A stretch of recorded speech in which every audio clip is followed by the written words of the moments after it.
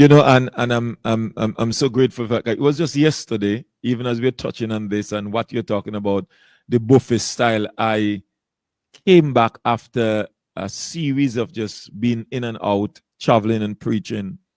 And I had to share with our church yesterday that the Lord said to me and begin to teach them there are too many premature babies in the church, in ministry, in the kingdom.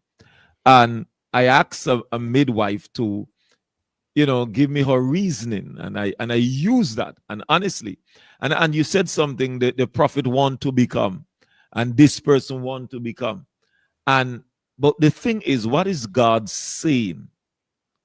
And how important it is, and we got to touch on that today, how important it is for folks to know, for us to really do, and first of all, know that it is God who appoints, because it says in the book of Ephesians, for God have set in the church. How important it is for someone to know it is God who set me in this position.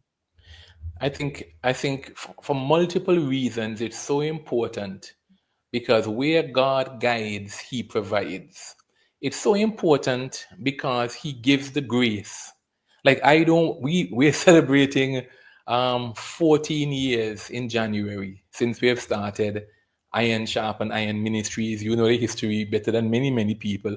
Um, Reluctantly, as I started that work of God, but here we are 14 years later, growing in many respects. One of the things about the person from Lagos, when they came there, um, they were overwhelmed. A lady from Australia and another from Germany, and they said, "My God," I wouldn't even say exactly what they said, but she said, "The presence from the time we stepped in the door, the presence of the Lord is so very rich in this house." And I say that with all humility, in that if God calls you for something, He gives you the grace to accomplish it.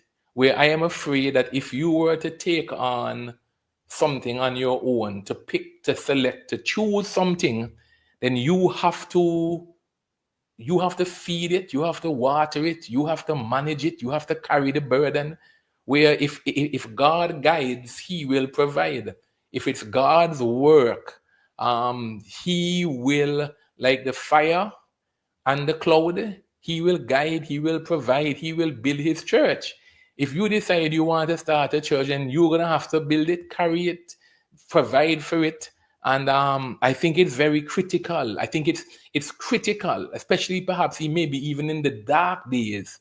And for those who don't know and think ministries are all sunshiny days, in the dark days, in the valleys of this thing called life, we you're going to need that reassurance to know that this is the word of God and this is the will of God pertaining to me. Paul knew he was called to the Gentiles. You have to know with specificity, as you pour your life into the service of God, that it's not just your whim or your hobby, or boy, I watched something and I felt so excited. So it is critical for the longevity. It is critical for the effectiveness. It is critical to have that initial encounter with God that guides you into the direction that He has already planned and purposed for you.